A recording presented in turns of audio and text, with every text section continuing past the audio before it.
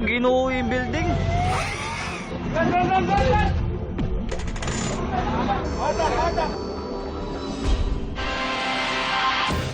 Anim na ang kumpirmadong nasawi mula sa gumuhong gusali sa Angeles, Pampanga.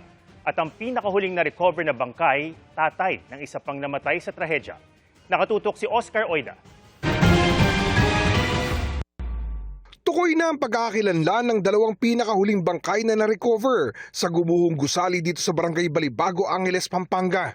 Napag-alamang mag-ama pala ang dalawa at parehong nagtatrabaho sa gumuhong gusali bilang construction worker. Ang ama na si Roberto Sabile, 51 years old, ay na-recover pasado alas 12 ng hating gabi sa ilalim ng makapal at mabigat na tipak ng simento at iba pang debris. Habang ang anak naman niyang si Christian ay yung na-recover kahapon ng umaga. Dahil dyan, umakyat na sa 6 ang bilang ng mga naitalang nasawi at iisa na lamang dito ang di pa rin identified hanggang sa kasalukuyan. Nagpapatuloy naman ang pag-aasikaso sa mga naiwan ng mga nasawi. First, sa mga namatayan po, of course, no, yung lahat ng mga pwedeng ibigay na tulong, provide po natin yung burial, no, psychosocial support, yung mga kung ano pong mga lahat ng pangangailangan. Sa buong maghapon, tuloy rin ang paghahanap sa 14 pang pinaniniwalaang naipit sa guho. Hindi pa rin iniaalis ang posibilidad na may buhay pa sa kanila. Katunayan, bandang hapon ay sinabi ng Angeles City Information Office na nakarinig umano ang ilang responder ng mga tila pagkatok mula sa bahagi ng Sector 1 ng guho. Agad naman nagpadala ng K9 unit mula sa PCG at nakumpirma ang pagkakaroon ng presensya sa ilalim ng mga debris. Sinubukan itong kumpirmahin sa pamamagitan ng life detector unit at rescue radar equipment.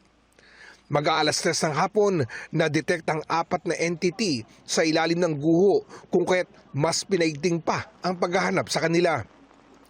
Pero paliwanag ng otoridad, maging buhay na hayop tulad ng daga ay maaring ma-detect ng mga gamit. Una naman ang sinabi ni Angeles City Mayor John Lazatin sa mga miyembro ng media na nakikipag-ugnayan na sa kanila ang may-ari ng gumuhong gusali. Yun ang commitment na binigay nila sa atin, no, na handa silang tumulong sa mga pamilya ng biktima at handa silang makipag-ugnayan. So siyempre, hihintayin natin yung commitment nila sa atin para makipag-ugnayan sa madaling panahon. No?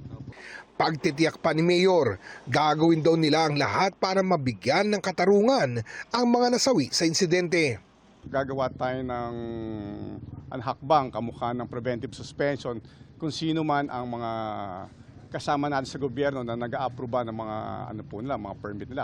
Kasi kailangan patas, no? Samantala, dumadaing naman na ang mga residente sa tabi ng gumuhong gusali.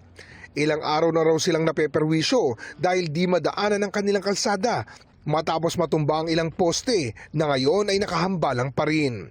Ayon sa pamunuan ng Angeles City, tutugunan nila ang reklamo. Oscar Oida, Nakatutok, 24 Oras.